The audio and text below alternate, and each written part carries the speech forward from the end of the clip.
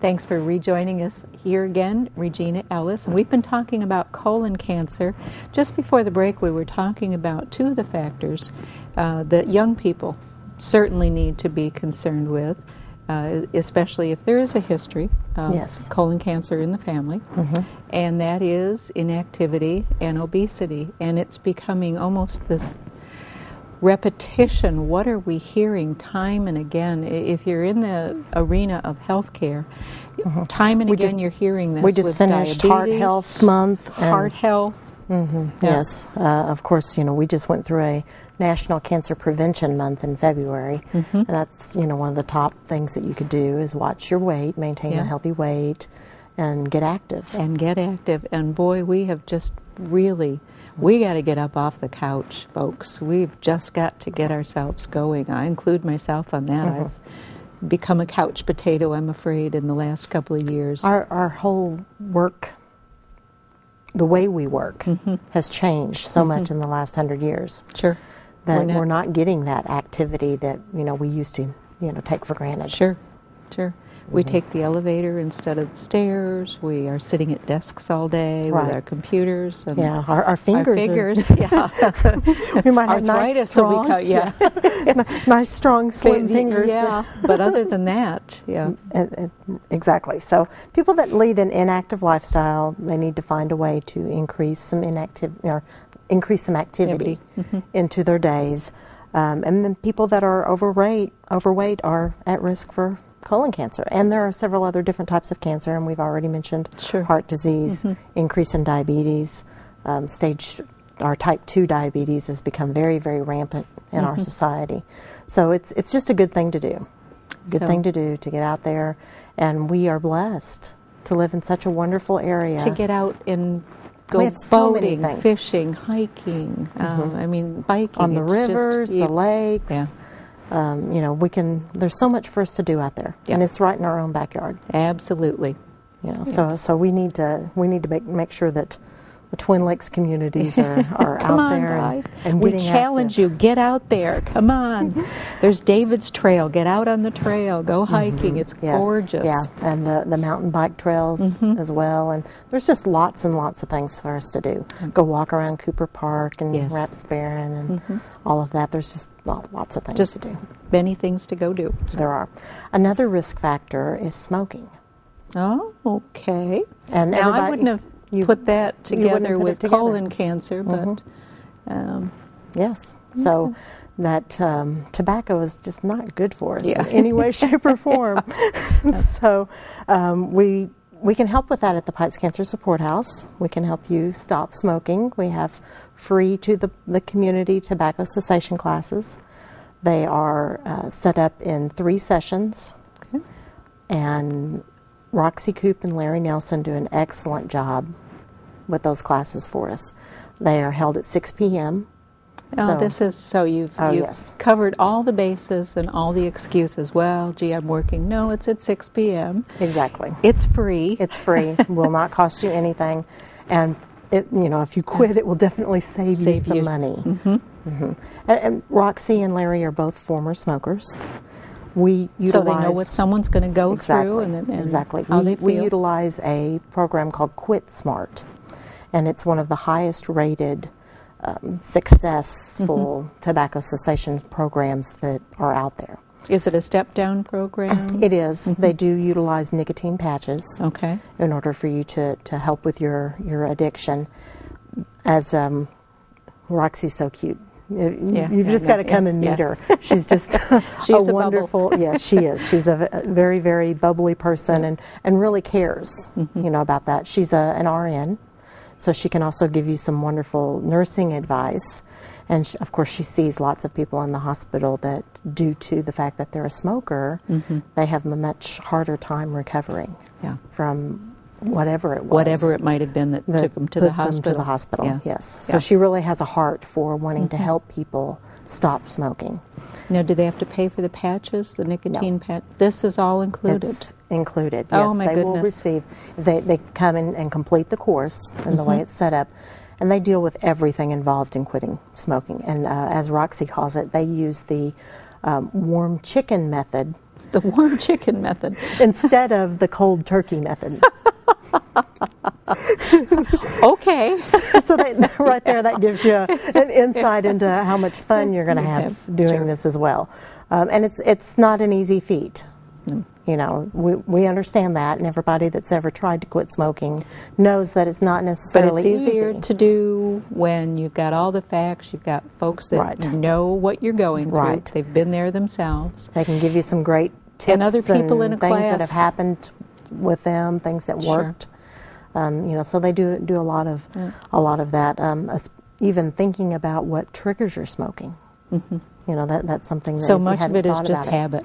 Yes. It's just I'll have a cigarette right after I have my coffee, or with my coffee, kind of thing. And they kind of go through, you know, part of the first part of the first class, I guess you would say, is really determining what type of smoker you are. Oh, okay. You know, so there's different behaviors attached. Different behaviors, and you know, is it a habit? Is it, you know, actually the nicotine addiction itself? Is it a comfort?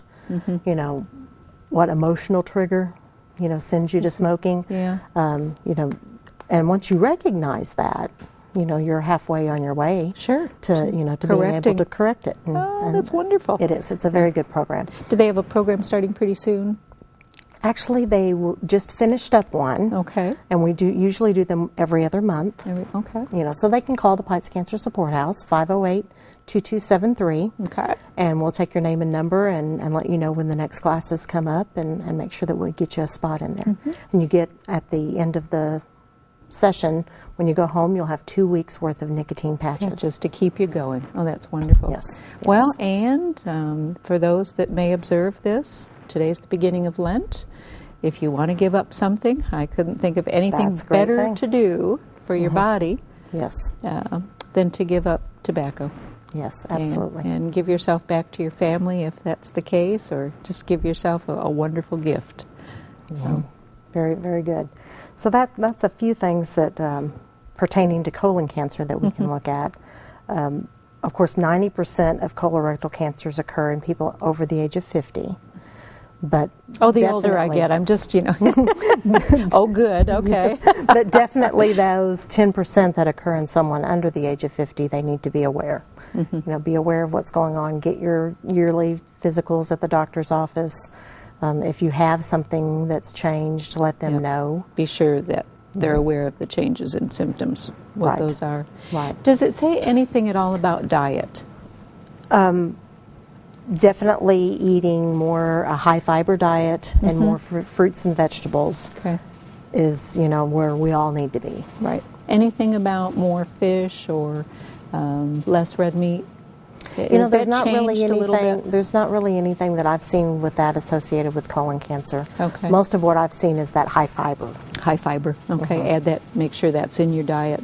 A great deal of it. So correct. Yeah. And if you're at risk for, and that was one of the several of the inflammatory bowel diseases, you definitely need to make sure that you stay on top of those and are seeing your doctor and getting your screenings, because that is another risk factor for colon cancer. Yes. Okay. Well, you've been bringing us all sorts of information today. Yes, I've gotten some really great. I love to have Regina on the show. She just brings so much good information to share with all of you, and what you can do to prevent it. Yes.